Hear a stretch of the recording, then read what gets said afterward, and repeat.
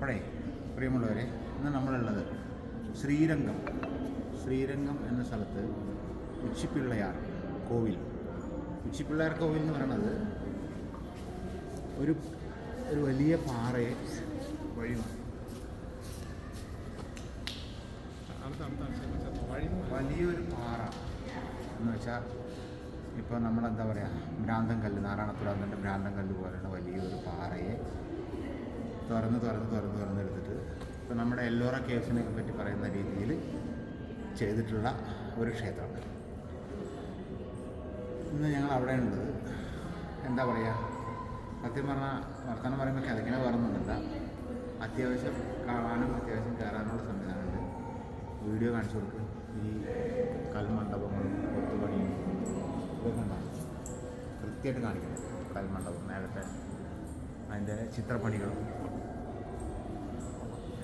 ഒരു കാര്യം കൂടി പറയാം, ഈ അമ്പലത്തിൻ്റെ പേരിൽ തന്നെ അതിൻ്റെ ഐതിഹ്യം ഉച്ചിപ്പിള്ളയാർ.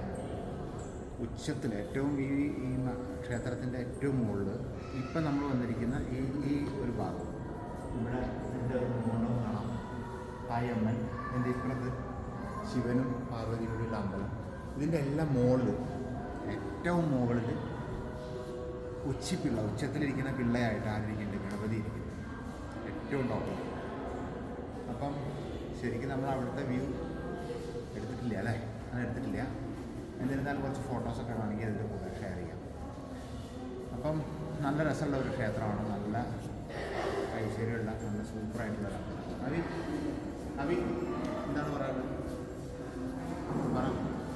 ഞാൻ ആദ്യമായിട്ടാണ് ശ്രീരംഗം വരുന്നത്. ട്രിച്ചി വന്നിട്ടുണ്ടെങ്കിലും ശ്രീരംഗം ആദ്യമായിട്ടാണ് വരുന്നത്. പറഞ്ഞതുപോലെ ഇവിടെ ഈ അമ്പലവും ആദ്യമായിട്ടാണ് വരുന്നത്. കുറച്ച് സ്റ്റെപ്പുകൾ കയറാനുണ്ട്, പഴനിമലേൻ്റെ അത്രയൊന്നും ഇല്ല, എന്നാലും കുറച്ച് സ്റ്റെപ്പുകൾ കയറാനുണ്ട്. എന്നാലും നല്ലൊരു കാഴ്ചയാണ്. ട്രിച്ചി സിറ്റി മുഴുവൻ നമുക്ക് ഈ ഒരു അമ്പലത്തിൻ്റെ മുകളിൽ നിന്ന് കാണാം. നല്ല കാറ്റാണ്, നല്ല സുഖമാണ്. കുറച്ച് നേരം വൈകുന്നേരം വന്നിരുന്ന് റിലാക്സ് ചെയ്ത് സ്പെൻഡ് ചെയ്യാനൊക്കെ നല്ല പറ്റിയ സ്ഥലമാണ്. അതേപോലെ ഈ അമ്പലവും ചുറ്റുവട്ടമൊക്കെ നല്ല കാണേണ്ട കാഴ്ചയാണ്.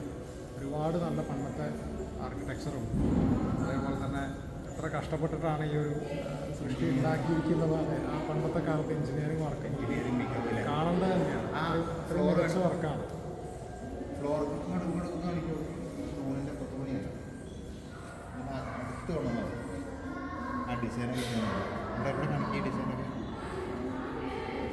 ഇങ്ങനെ ഒരു തൂണല്ല, അങ്ങനത്തെ ഒരുപാട് തൂണുകൾ ഇതുണ്ടോ, ഇവിടെയൊക്കെ തൂണുകളാണ്.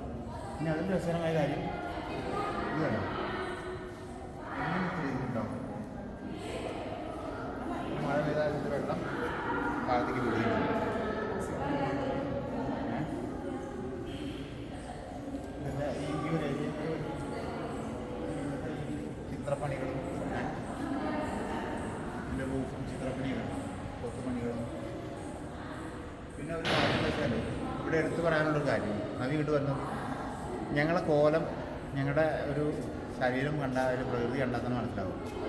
ചൂട് പഴുതിട്ട് ഭയങ്കര ചൂടുള്ള സ്ഥലം.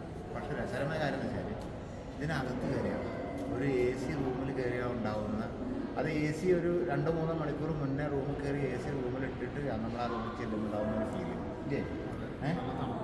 നല്ല തണുപ്പ്. അപ്പം ആ പാറക്കല്ലിൻ്റെ തണുപ്പും അതിന് പ്രത്യേക രീതിയിലാണ് എയർ സർക്കുലേഷൻ അത് ചെയ്തത്. അതുകൊണ്ട് എന്താ പറയുക, കുടുംബപരമായിട്ട് വിസിറ്റ് ചെയ്യാൻ പറ്റിയ സ്ഥലം എന്ന് പറയാൻ പറ്റില്ല, പക്ഷേ കാണേണ്ട ഒരു സ്ഥലം അല്ലേ? അപ്പോൾ അടുത്ത സ്ഥലത്തേക്ക് വെച്ചു.